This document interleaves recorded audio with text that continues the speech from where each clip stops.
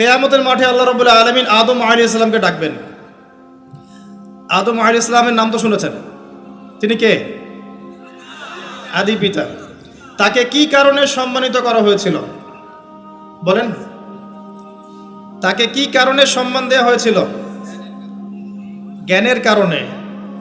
তাকে ফেরেশতারা সেজদা করলেন কি কারণে? শারীরিক গঠনের কারণে, শক্তির কারণে, জ্ঞানের কারণে।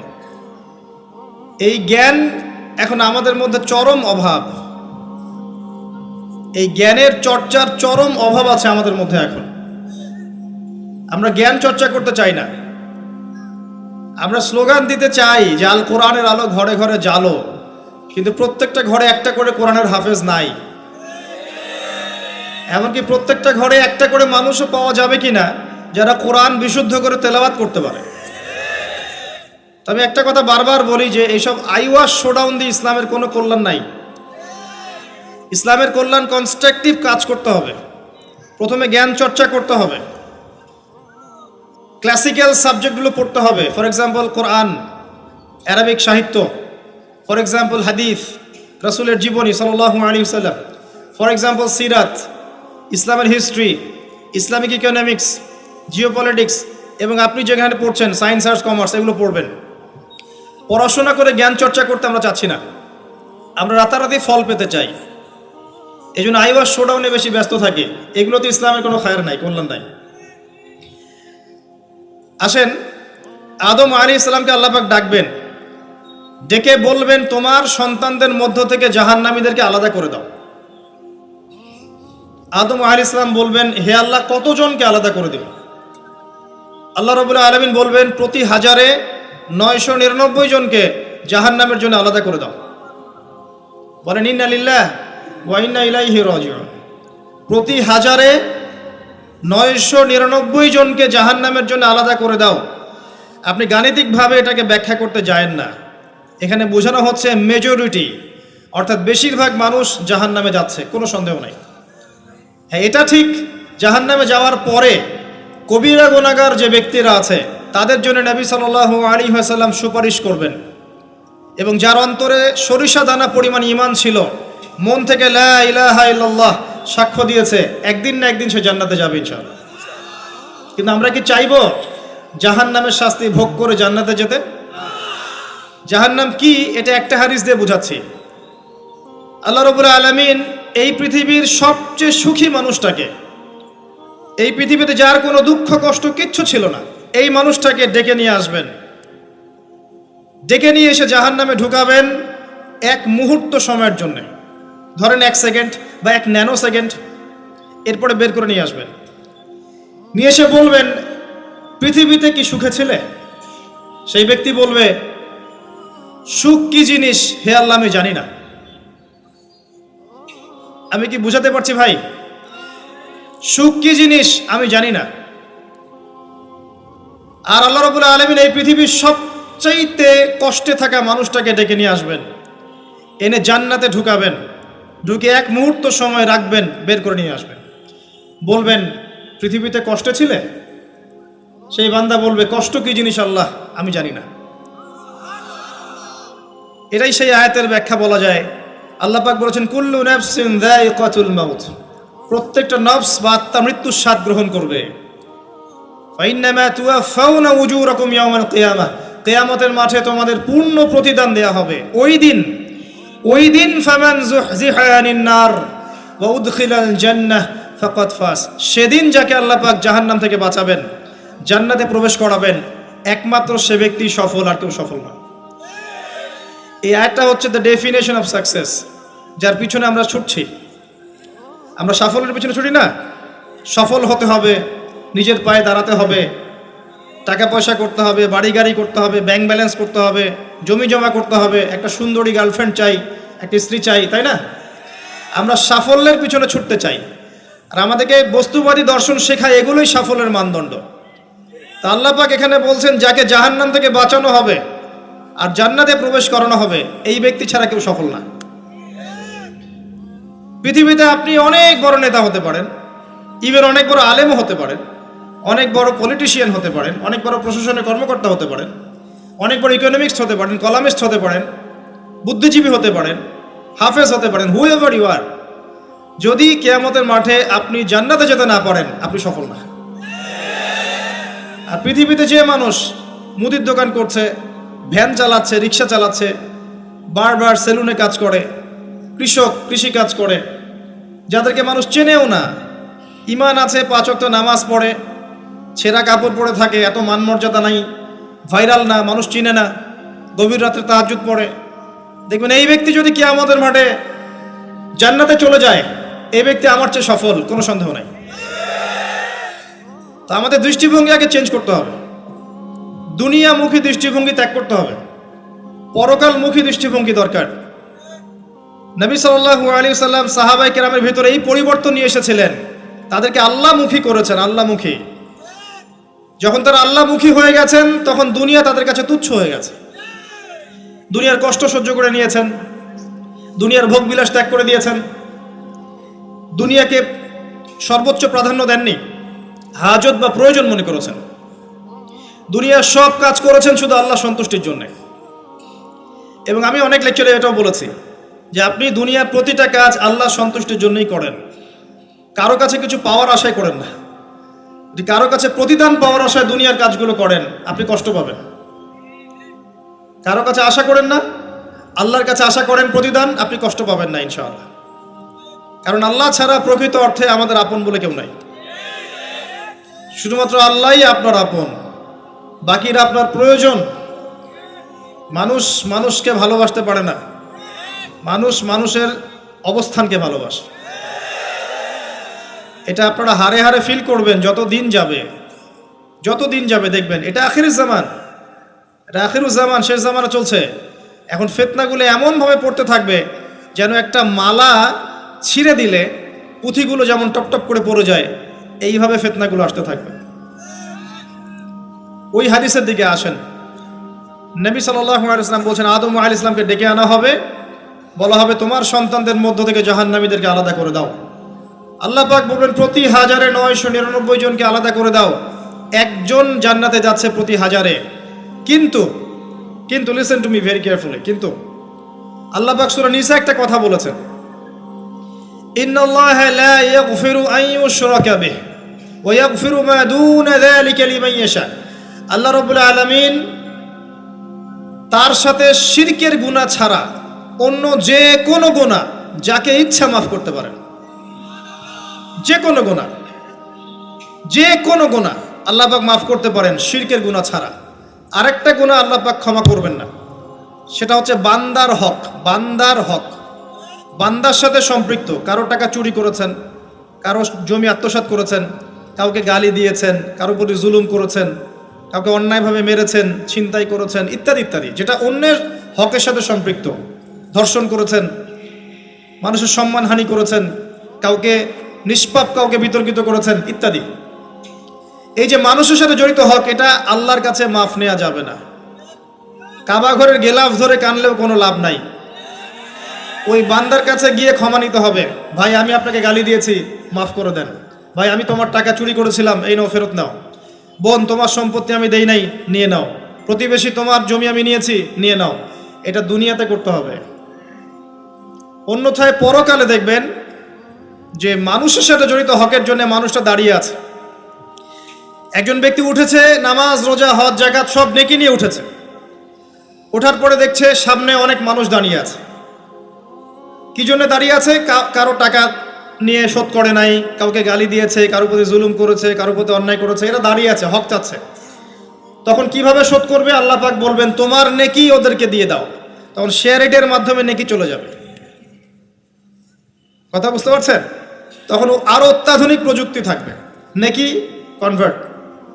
আর নেকি দিতে দিতে যদি নেকি শেষ হয়ে যায়, তখন ওই ব্যক্তিদের গুনাহ তার আমল নামায় চলে আসবে। তারপর ওই ব্যক্তিরা জান্নাতে যাবে, এই ব্যক্তি জাহান্নামে যাবে।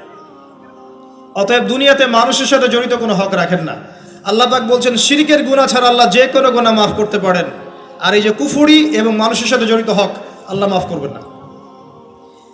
এখন আল্লাহ যদি শিরকের গুনাহ ছাড়া সব গুনাহ মাফ করতে পারেন, আর আল্লাহ পাক তো ওয়াদা করেছেন নবী সাল্লাল্লাহু আলাইহি ওয়াসাল্লামকে মেরাজের রাতে যে তোমার উম্মতের যে কোনো ব্যক্তি যদি শিরক না করে আমার সামনে হাজির হয় আমি তাকে মাফ করে দেব। একটা হাদিসে কুদসির মধ্যে এটাও আছে, হে আদম সন্তান, তুমি যদি আসমান এবং জমিন সমপরিমাণ গুনাহ নিয়ে আমার সামনে দাঁড়াও কিন্তু আমার সাথে কাউকে শরীক করনি, তাহলে আমি আল্লাহ তোমার সামনে আসমান জমিন সমান ক্ষমা নিয়ে দাঁড়াবো। আবার নবী সাল্লাল্লাহু আলাইহি ওয়াসাল্লাম সুপারিশ করবেন যার অন্তরে এক জাররা পরিমাণ ঈমান থাকবে তারা জান্নাতে যাবে। তাহলে কি কারণে 1999 জন মানুষ জাহান্নামে যাবে? উত্তরটা দেন দেখি। তাদের আমল নামায় কিসের পথ থাকতে পারে? কিসের? এটা বোঝার জন্য কি পিএইচডি করার দরকার আছে? এখন দেখেন, কিছু মানুষ আছে যারা বলছে যে ঈসা ইবনে মারিয়াম আল্লাহর সন্তান, নাউজুবিল্লাহ। এটা শিরক নয়? এবং তাদের সংখ্যা পৃথিবীতে 700-800 কোটির মতো, নাকি আরো কম বেশি হবে আর কি, যারা চলে গেছে, যারা আছে এবং যারা আসবে। কিছু মানুষ বলছে ওজায়ের আলাইহিস সালাম আল্লাহর সন্তান, নাউজুবিল্লাহ। এরা হচ্ছে জিউস যারা এখন প্যালেস্টাইন দখল করে আছে। আর এই কথা বলতে আমাদের বুকে ভয় থাকা উচিত নয় যে ওইটা আমাদের জমি, তাদের জমি নয়। ওখানকার ঘটনা হচ্ছে এমন, একটা উপমা দিয়ে বোঝানো যায়। মনে করেন আপনি আপনার ঘরে বসে আছেন, আপনার দরজায় একজন মেহমান এসেছে। মেহমান নক করছে, ঠক ঠক ঠক, ভাই আমাকে একটু হেল্প করেন, আমি খাইনি অনেক দিন, আমার কাপড় নাই, আমার খাবার নাই, আমার থাকার জায়গা নাই, একটু আশ্রয় দেন। আপনি মাশাআল্লাহ মুসলিম, দয়া পরবশ হয়ে দরজা খুলে দিলেন, তাকে ড্রয়িং রুমে বসালেন, সুন্দর করে খাওয়ালেন, কাপড় দিলেন, রেস্ট করার জায়গা দিলেন।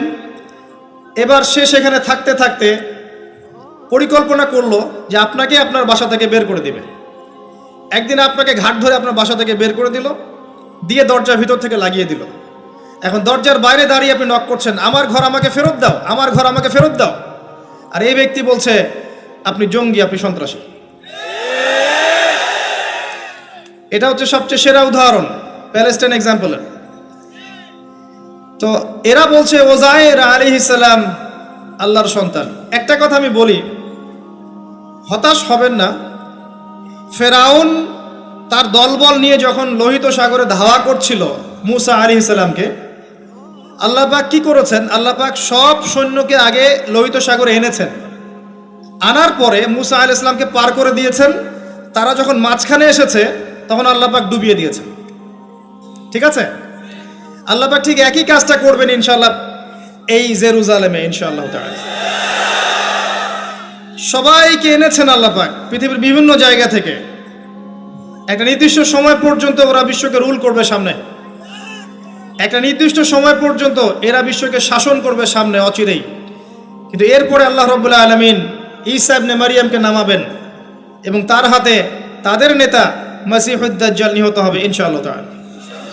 এবং পুরো কমিউনিটি একসাথে কলাপস করে যাবে, পৃথিবী থেকে তার নাম অস্তিত্ব মুছে যাবে ইনশাআল্লাহ তাআলা। আল্লাহ পাক ওই লোহিত সাগরের সুন্নাহ এখানে অ্যাপ্লাই করবেন ইনশাআল্লাহ। আল্লাহ পাক এই কারণেই একত্রিত করেছেন, এটা আল্লাহ পাকের স্টাইল, সুন্নাহ। আসেন, এরা বলছে ওজাইর আলাইহিস সালাম আল্লাহর সন্তান। আবার দেখেন কিছু মানুষ বলছে আল্লাহকে পাওয়ার জন্য স্ট্যাচু ওয়ার্শিপ করা যায়, এরা হচ্ছে আল্লাহকে পাওয়ার মাধ্যম। কিছু মানুষ বলছে কবরে সেজদা করা যায়, কবরে শায়িত ব্যক্তি আল্লাহর কাছে সুপারিশ করবে। কিছু মানুষ বলছে আল্লাহ ছাড়া অন্য কারো কাছে দোয়া করা যায়, তিনি অনেক বুজুর্গ ব্যক্তি ছিলেন, আমার দোয়া পৌঁছে দিবেন আল্লাহ পর্যন্ত। কিছু মানুষ বলছে আল্লাহ ছাড়া অন্য কারো নামে নজর করা যায়, জবাই করা যায়, কসম করা যায়, ইত্যাদি ইত্যাদি। আর কিছু মানুষ আল্লাহর হালালকে হারাম করছে, আল্লাহর হারামকে হালাল করছে। কিছু মানুষ তাকদীরকে অস্বীকার করছে, ভাগ্যকে অস্বীকার করছে। কিছু মানুষ দুনিয়া নিয়ে এতই ব্যস্ত হয়ে আছে দিনের জাররা পরিমাণ ফিকির নাই। আবার কিছু মানুষ এই উম্মতের মধ্যে দাবি করছে মুহাম্মদ সাল্লাল্লাহু আলাইহি সাল্লাম শেষ নবী নন, আরো নবী আসতে পারে, এবং তারা প্রকাশ্যে মাহফিল করারও চেষ্টা করছে এখন বাংলাদেশে। আবার কিছু মানুষ বলছে আমরা কোরআন মানি, হাদিস মানি না। এই যতগুলো কথা আমি বললাম এর প্রত্যেকটাই হচ্ছে শিরক। এই শিরকগুলো হয় তিন ভাবে।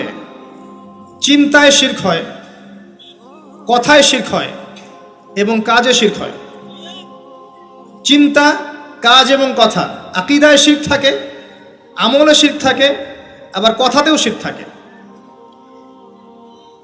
এই শিরকের পাপের কারণে আল্লাহ রাব্বুল আলামিন বেশিরভাগ মানুষকে জাহান্নামে দিবেন, বলেন নাউযুবিল্লাহ। কিন্তু কারো আমলনামায় যদি শিরকের পাপ না থাকে, শিরক থেকে তওবা করে যে কোনো পাপ নিয়ে সে কবরে যায়, 99% সম্ভাবনা আছে এই মানুষকে আল্লাহ পাক মাফ করে দিবেন। তাহলে আমরা আজকে এতটুকু শিখলাম, প্রথমে সবচেয়ে বেশি কেয়ারফুল থাকতে হবে শিরকের ব্যাপারে, সবচেয়ে বেশি কেয়ারফুল থাকতে হবে শিরকের ব্যাপারে এবং বেদাআতের ব্যাপারে। এটা কি জিনিস? বেদাআত হচ্ছে এমন জিনিস, মানে আমিলা আমালান লাইসা আলাইহি আমরুনা ফাহুয়া রাদ। নবী সাল্লাল্লাহু আলাইহি ওয়াসাল্লাম বলেছেন, কেউ যদি এমন কোনো কাজ করে ইসলামের মধ্যে যে কাজের পিছনে আমার কোনো দলিল নাই, প্রমাণ নাই, আমার পক্ষ থেকে কোনো আদেশ নাই বা নিষেধ নাই, কোনো হুজ্জত নাই, এটাই বেদাআত, প্রত্যাখ্যাত। মানে আপনার প্রতিটা কাজ হতে হবে শুধুমাত্র নবী সাল্লাল্লাহু আলাইহি ওয়াসাল্লামের সুন্নাহ মতো। এই জায়গায় নতুন কোনো পদ্ধতি চালু করলে আপনি বেদাতি হয়ে যাবেন। বেদাতির পরিণতি কি? তার সমস্ত আমলগুলোকে আল্লাহ পাক ধুলো বানিয়ে দিবেন। দলিল সূরা ফুরকান। সবকিছু বলার সময় পাচ্ছি না মাহফিলে। আরো কি? আরো আছে। বুখারী হাদিসে এসেছে, নবী সাল্লাল্লাহু আলাইহি ওয়াসাল্লাম হাউজে কাউসারের সামনে দাঁড়িয়ে থাকবেন এবং এই কাউসারের পানি যে একবার পান করবে কিয়ামতের মাঠে, সে আর কখনো পিপাসার্ত হবে না। নবী সাল্লাল্লাহু আলাইহি ওয়াসাল্লাম পানি পান করাবেন উম্মতকে, হঠাৎ পর্দা পড়ে যাবে। আল্লাহ নবী বলবেন, ইন্নাহুম মিন্নি, এরা তো আমার উম্মত। পর্দা পড়ে গেল কেন? তাকে জানানো হবে, ইন্নাকা লা তাদরি মা আহদাসা বা'দাক, হে নবী আপনি জানেন না আপনার মৃত্যুর পর এরা আপনার শরীয়তের মধ্যে কত বেদাত চালু করেছিল। তো বেদাতীদের সম্পর্কে নবী সাল্লাল্লাহু আলাইহি ওয়াসাল্লাম বলবেন, সুহকান সুহকান লিমান গায়্যারা বা'দি, দূর হও যারা আমার দ্বীনের মধ্যে সংযোজন করেছো, দূর হয়ে যাও। নবীজি অভিশাপ দিবেন, নাউযুবিল্লাহ। আরেকটা মারাত্মক বিষয় হচ্ছে, বেদাত করতে থাকলে মানুষ তওবা করে না। একজন চোর তওবা করতে পারে, সে জানে এটা খারাপ কাজ। একজন জেনাকারী তওবা করতে পারে, সে জানে এটা খারাপ। একজন পতিতালয়ের মেয়ে তওবা করতে পারে, সে জানে এটা খারাপ।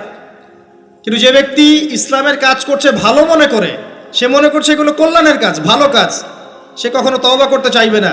এই কারণে বেদাতি শেষ পর্যন্ত তওবা করে না। অতএব শিরক আর বেদাতের এই পাপ থেকে দূরে থাকেন। এরপরে আমি সামনে যাই। আরেকটা মেজর জিনিস থেকে আমাদেরকে বেঁচে থাকতে হবে, সেটা হলো হারাম রিজিক।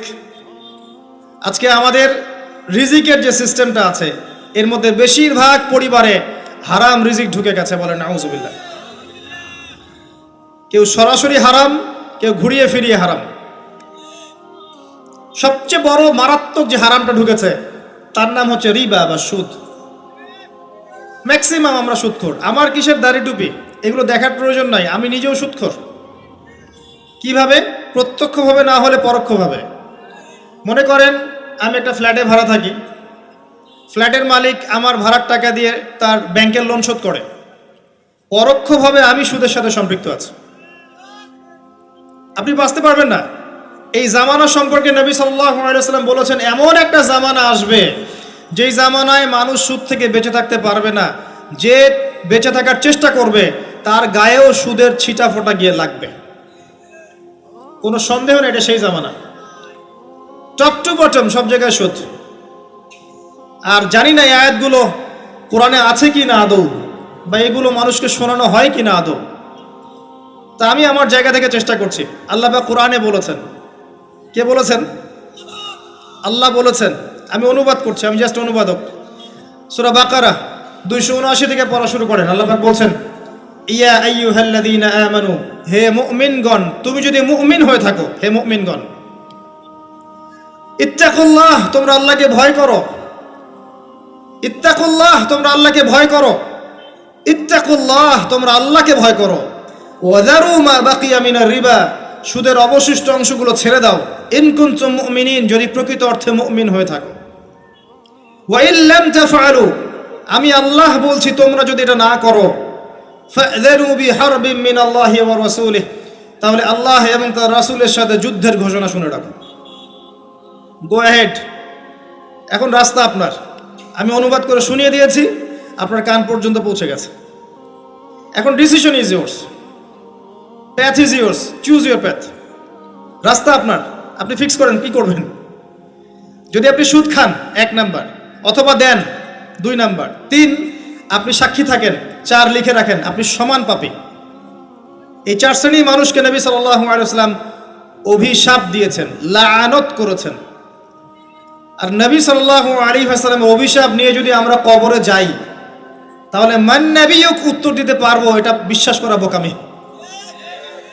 তার অভিশাপ নিয়ে যদি আমরা হাসরের মাঠে উঠি, হাউজে কাউসারের পানি পাবো, প্রত্যাশা করাটা বোকামি হবে। তার অভিশাপ নিয়ে যদি আমরা হাসরের মাঠে উঠি, তাহলে তিনি আমাদের জন্য সুপারিশ করবেন, এটা ভাবা বোকামি হবে। মেরাজের রাতে আল্লাহ রাসূল দেখে এসেছেন, 1 শ্রেণীর মানুষকে রক্তের নদীতে ফেলে মাথা ফাটিয়ে দেয়া হচ্ছে। নবী জিজ্ঞাসা করলেন সাল্লাল্লাহু আলাইহি ওয়াসাল্লাম, এরা কারা হে জিবরাইল? জিবরাইল আলাইহিস সালাম বলেন, এরা আপনার উম্মতের সেই সব ব্যক্তি যারা ছিল সুদখোর, যারা সুদের মধ্য দিয়ে মানুষের রক্ত চুষে খেয়েছে। আজকে রক্তের নদীতে এদেরকে ফেলে মাথা ফাটিয়ে দেয়া হচ্ছে। কি করবেন আপনি ফিক্স করেন। ইসলাম তরবারির জোরে ছড়ায় নাই। আমি আপনার গর্দানে তরোয়াল ধরে বলবো না যে সুদ ছেড়ে দেন, বলবো? কেউ বলবে না। ইসলাম এভাবে ছড়ায় নাই। ইসলাম সৌন্দর্য দিয়ে ছড়িয়েছে, সুন্দর উপদেশ দিয়ে ছড়িয়েছে। উদউ ইলা সাবিলি রাব্বিকা বিল হিকমা ওয়াল মাউইযাতিল হাসানাহ ওয়াজাদিলহুম বিল্লাতি হিয়া আহসান, এভাবে ইসলাম ছড়িয়েছে। ফাযাক্কির ইন নাফাআতিয যিকরা সায়াযাক্কারু মান ইয়াখশা, হে নবী আপনি উপদেশ দিন, যদি উপদেশ কাজে লাগে শীঘ্রই যারা আল্লাহকে ভয় করে তারা আপনার উপদেশ গ্রহণ করবে ইনশাআল্লাহ। ওয়া ইয়াতাজান্নাবুহাল আশকা, যারা পাপাচারী ফাসিক তারা উপদেশ গ্রহণ করবে না। ফাযাক্কির ইন্নামা আনতা মুযাক্কির, আপনি উপদেশ দিন, আপনি শুধু উপদেশদাতা। লাস্তা আলাইহিম বিমুসাইতির, আপনি কারো উপর দারোগা নন। এটা একজন দায়ীর কাজ, একজন আলেমের কাজ, এর বেশি কিছু না। আমাদের ম্যাক্সিমাম রিজিকের মধ্যে সুদ ঢুকে গেছে।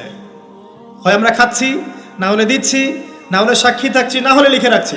আরেকটা কথা বলি, এই হাদিসটাও শুনে রাখেন।